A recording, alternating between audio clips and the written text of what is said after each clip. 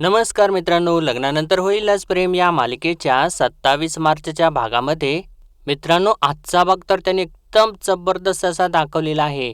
सुरुवातीला पार्थ आणि काव्याचा थोडासा रोमांस दाखवलेला आहे.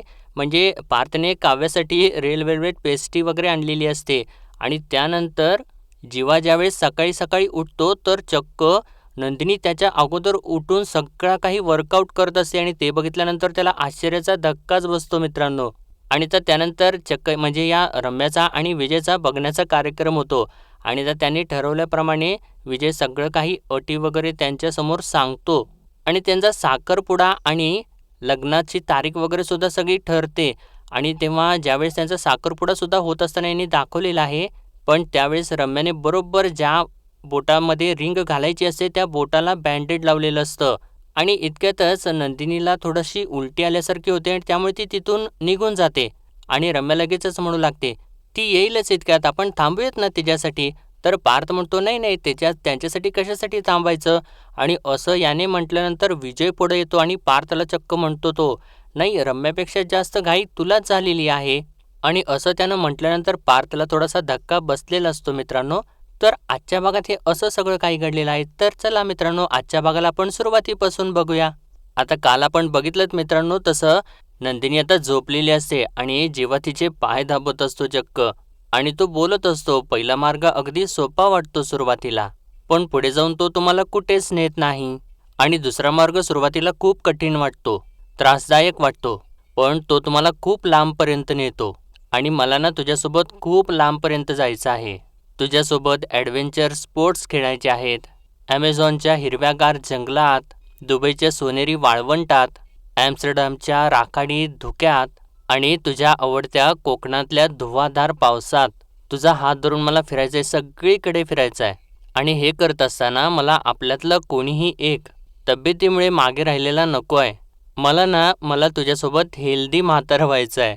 छान म्हातारं होईल तेव्हा ना आपण छान एका बगीच्यामध्ये एका खुर्चीवरती बसलेले असू आणि तेव्हा ना या सगळ्या गोड आठवणी आपल्या लक्षात राहतील, आपण आठवत असू.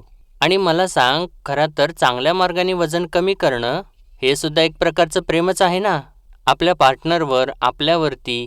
ते मी करतोय आणि ते करण्यासाठी मी वाटेल ते करेन.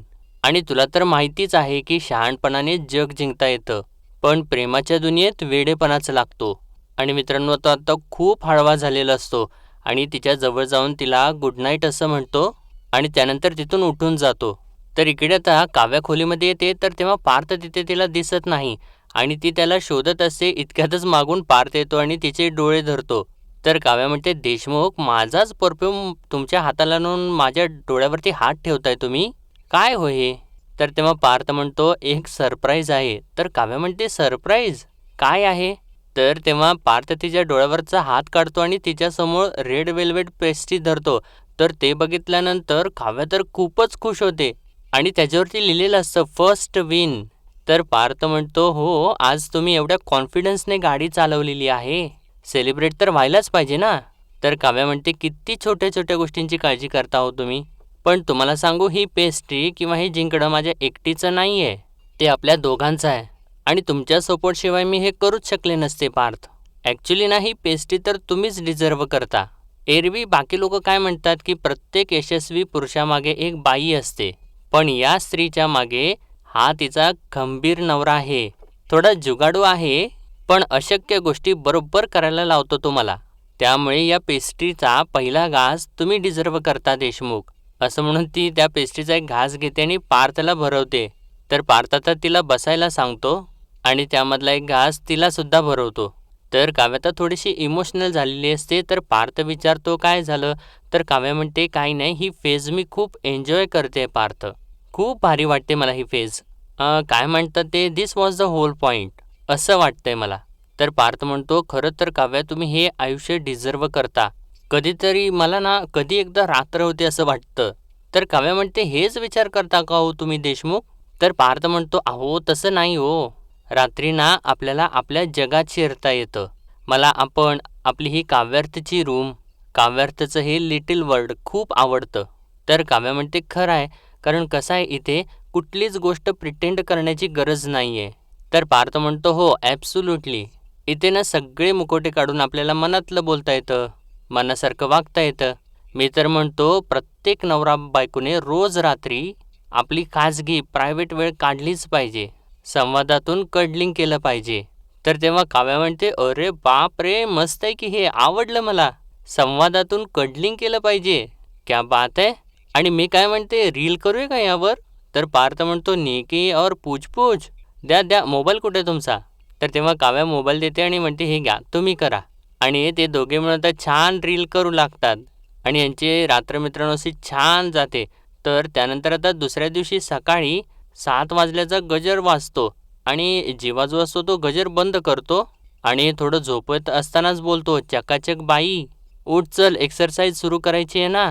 आणि म्हणतो परत चकाचक बाई असं म्हणून साईडला हात लावतो, तर तिथे नंदिनी नसतेच. आणि तो एकदमच आता उठतो आणि म्हणतो, अरे ही चकाचक बाई गेली कुठे? आणि तो जेव्हा उठून बाहेर येतो आणि समोर बघतो तर त्याला मोठा धक्काच बसतो. कारण चक्क नंदिनी त्याच्या अगोदर उठून वगैरे सगळं काही एक्सरसाइज तिने सुरू केलेली असते आणि ती पायऱ्यांच्या वरती स्टेपिंग करत असते. आणि जेव्हा जेव्हा तिला बघतो तर तो आपले डोळे चोळतो आणि घड्याळसुद्धा बघतो. आणि नंदिनीचं लक्ष आता त्याच्याकडे जाते तर ती थोडीशी गालातल्या गालात हसत असते आणि ती बोलत असते 23, 24, 25. तर जीवा तिला म्हणतो, अगं तू. तर तेव्हा नंदिनी म्हणते, स्टेप अप स्टेप डाऊनचे ऑलरेडी 2 सेट झालेले आहेत. आता 60 सेकंडचा ब्रेक आणि नेक्स्ट नेक्स्ट स्टेप्स टू. तर तेव्हा जीवा तिला म्हणतो, तू नक्की माझी बायको आहेस ना? तर तेव्हा नंदिनी म्हणते, बायको का? तुम्ही माझे ट्रेनर आहात आणि मी तुमची स्टुडंट. तर तेव्हा जीवा तिला म्हणतो, एक एक मिनिट, तू चिडलीस का गं माझ्यावर? तर तेव्हा नंदिनी म्हणते, मी का चिडीन तुमच्यावर? तर जीवा म्हणतो, नाही नाही, म्हणजे मी उठवण्याआधीच तू उठलीस. त्यानंतर 25-25चे 3 सेट कंप्लीटसुद्धा केलेस. कसे शक्य आहे? तर तेव्हा नंदिनी म्हणते, काय शक्य नाही आहे? कोणीतरी मला रात्री झोपेतून जागं केलं आणि मला म्हणालं की तुझ्यासोबत मला हेल्दीने म्हातारं व्हायचं आहे आणि सगळं जग फिरायचं आहे, बरोबर ना? तर तेव्हा जेव्हा थोडासा हसतो आणि म्हणतो, तू सगळं ऐकलं? तर तेव्हा नंदिनी म्हणते, तुमचा मध्यरात्री मंद झालेला श्वाससुद्धा मला कळतो जेव्हा. आणि आता तर तुम्ही सरळ सरळ माझी कान उघडणी केली आहेत.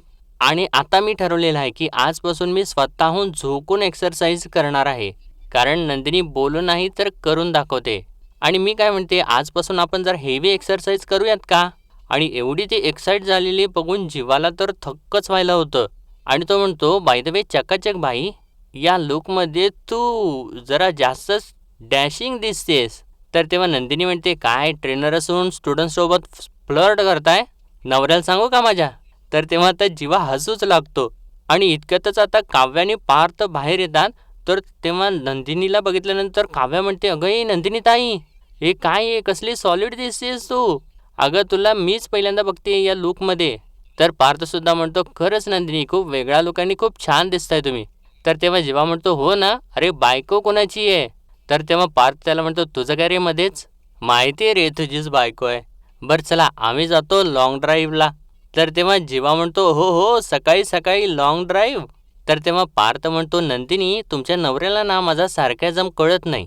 अरे वेड्या, गाडी शिकवायला घेऊन चाललेलो आहे. तर जीवा म्हणतो, हो हो कळलं मला ते. तर तेव्हा नंदिनी म्हणते, हो हो तुम्ही जा, पण जरा लवकर या, आज ना रम्याचा बघण्याचा कार्यक्रम आहे. तर तेव्हा जीवा म्हणतो, अरे हां बाबा, आणि काही आणायचं असेल ना तर आधीच सांगा, म्हणजे आपल्याकडून काही कमी पडायला नको. मुलाकडच्यांना वाटलं पाहिजे की भाई काय घर आहे, काय घरचे आहेत. तर तेव्हा काव्यासुद्धा म्हणते, करेक्ट. आणि नंदिनी म्हणते, मी काय म्हणते ताई, मी माझा ड्रायव्हिंग क्लास पटकन आटपून परत येते, मग आपण दोघी मिळून रम्याला रेडी करायचं आहे. तर तेव्हा नंदिनी म्हणते, अगं कशाला, आता काय लहान बाळ नाही आहे ती. तर काव्या परत पुढं बोलत असते आणि पार्थ तिला थांबवतो आणि म्हणतो, बरोबर बोलतायत नंदिनी, तुम्ही दोघंसुद्धा ना इतकं एक्सायटेड होऊ नका, फक्त बघायचा कार्यक्रम आहे. बघू तरी हा विजय कोण आहे आणि कसा आहे. आणि त्यानंतर मित्रांनो आता बघायचा कार्यक्रम सुरूच होतो. हा विजय वगैरे त्यांच्या आईवडिलांना घेऊन आलेला असतो आणि आता विक्रमसुद्धा इथे आलेला असतो. आणि विक्रम आता त्यांना म्हणत असतो, तुम्हाला ट्रॅफिक वगैरे काही नाही लागला ना जास्त? तर तेव्हा ते म्हणत असतात, नाही नाही. आणि इतक्यातच आशा आता नाश्त्यासाठी त्यांना घेऊन येते. तर तेव्हा विजय म्हणतो, नाही नाही, मी थांबतो तिच्यासाठी, आई आणि बाबांना द्या तुम्ही. तर तेव्हा विक्रम आता विचारतो, मग काय ज्युनियर मटकरी, काय काय करता काय आपण? तर तेव्हा विजय बोलणार असतो. इतक्यातच पार्थ सांगतो, बाबा हे आपल्या फील्डमध्येच आहेत, त्यांची ना आर्किटेक्ट फर्म आहे. तर तेव्हा विक्रम म्हणतो, हो अच्छा अच्छा, बरं बरं. नाही पण सॉरी मार्केटमध्ये मतकरी अँड सन्स असं नाव काही माझ्या ऐकवत नाही आहे. तर तेव्हा विजय म्हणतो, आपल्याकडे शास्त्रीय आणि नाट्यसंगीत गाणारे खूप मोठे गायक होऊन गेलेत. त्यांना जर विचारलं, काय हो तुमच्या गाण्यातलं घराणं कुठलं? तर ते म्हणायचे, माझं घराणं माझ्यापासून सुरू होईल. तसंच काहीसं माझं पण आहे. प्रत्येकाला अँड सन्सचा वारसा मिळतोच असं नाही ना सर, असं म्हणून तो थोडंसं पार्थकडे बघतो. आणि तो म्हणतो, माझे वडील ना रेल्वेत होते. त्यांनी दिलेल्या प्रोत्साहनामुळेच मी आर्किटेक्चरल फर्म सुरू करू शकलो. विजय अँड असोसिएट्स तुम्ही नाव ऐकलं असेल. तर असं त्यानं सांगितल्यानंतर विक्रम म्हणतो, हो अच्छा अच्छा, विजय अँड असोसिएट्स. अरे बापरे, ही तर फार मोठी कंपनी आहे. आणि म्हणतो, बरं का वसुताई, किती किती मोठमोठी कॉन्ट्रॅक्ट्स आपल्याकडची यांच्याकडे गेलेली आहे.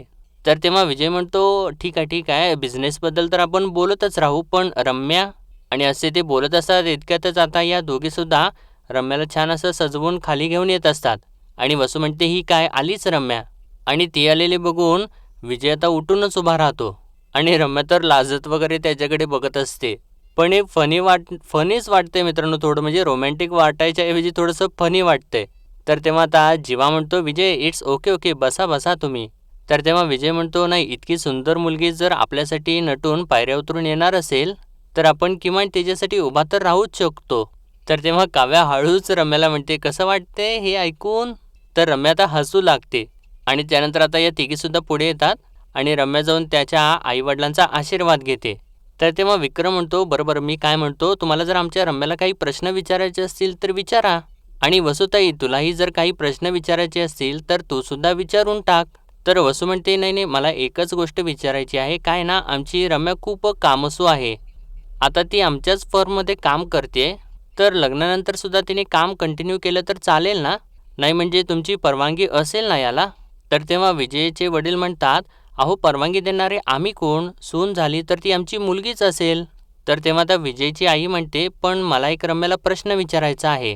तर तेव्हा वसू थोडीशी घाबरून विचारते, काय? तर तेव्हा विजयची आई म्हणते, काही नाही गं रम्या, इतकंच विचारायचं होतं की माझ्या मुलाला सुखात ठेवशील ना? तर तेव्हा तर सर्वजण हसू लागतात आणि रम्या तर हसत हसत लाजत असते. तर तेव्हा आता मिथुन काका मध्येच बोलतो आणि म्हणतो, रम्या विजय तुम्ही आता एकमेकांना वेळ द्या, एकमेकांशी बोला. चला चला बरं, तुम्ही जा बरं इथून. तर तेव्हा जीवासुद्धा म्हणतो, नाही नाही काका अगदी करेक्ट बोलतोय, तुम्ही जावा ना रूममध्ये जाऊन बोला एकमेकांशी, काहीच प्रॉब्लेम नाही. तर तेव्हा नंदिनी म्हणते, तो वेळ तर काय सतत ती फोनवरती त्यांना देतच असते. तर काव्या म्हणते, रम्या मी काय म्हणते, आमची रूम इथे खालीच आहे ना, तुम्ही दोघं इथे आमच्या रूममध्ये बसून बोला खाली. तर तेव्हा रम्यासुद्धा होच म्हणते. तर काव्या म्हणते, चला मी तुम्हाला दोघांना घेऊन जाते, या या प्लीज, असं म्हणून त्या दोघांना उठवते. आणि तेव्हा काव्या तर तिथून त्या दोघांना घेऊन जाते. तर मानिनी म्हणते, छान दिसत ना एकत्र? तर विक्रमसुद्धा म्हणतो, हो हो छान छान. तर तेव्हा तर नंदिनी हळूच पार्थला विचारते, तुम्हाला काय वाटते? तर तेव्हा पार्थ म्हणतो, बाहेर आल्यानंतर कळेलच. तर आता इथे काव्याच्या रूममध्ये गेल्यानंतर रम्याचं लक्ष त्या फोटोकडे जातं. म्हणजे त्यांचं प्री वेडिंग शूट झालेलं असतं, पार्थचं आणि काव्याचं. त्या फोटोकडे लक्ष जातं आणि ती थोडीशी नर्वस होते. तर तेव्हा विजय आता तिला त्या विचारातून बाहेर काढतो आणि तिला म्हणतो, मिसेस मतकरी छान दिसताय. तर रम्या म्हणते, थँक्यू. आणि खरं तर आपल्याला असं आतमध्ये येऊन बोलायची काहीच गरज नाही आहे, नाही का? म्हणजे तुला माझं आणि मला तुझं उत्तर माहितीच आहे, नाही का? तर तेव्हा विजय म्हणतो, हो म्हणजे हो असंच उत्तर आहे ना आपलं? तर रम्या म्हणते, हो पण मी सांगितलेली अट लक्षात आहे ना? आपण आत्ता लग्न नको करायला. म्हणजे साखरपुडा करूयात आपण, पण लग्न 8 महिन्यानंतर. तर तेव्हा विजयला थोडीशी शंका आलेली असते आणि तो तिला विचारतो, शुअर आहेस ना तू? तर तेव्हा रम्या म्हणते, हो मी शुअर आहे विजय. पण कसं आहे ना, माझ्या घरचे थोडे घाई करतील की आपण इतक्यातच लग्न करूयात वगैरे. पण मला ना थोडासा वेळ हवा आहे.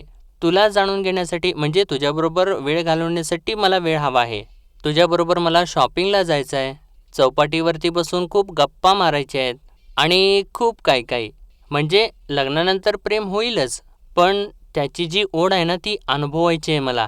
सो मिस्टर मतकरी, मिसेस मतकरींना आजच्या या स्पेशल दिवसाचं हे गिफ्ट मिळेल ना?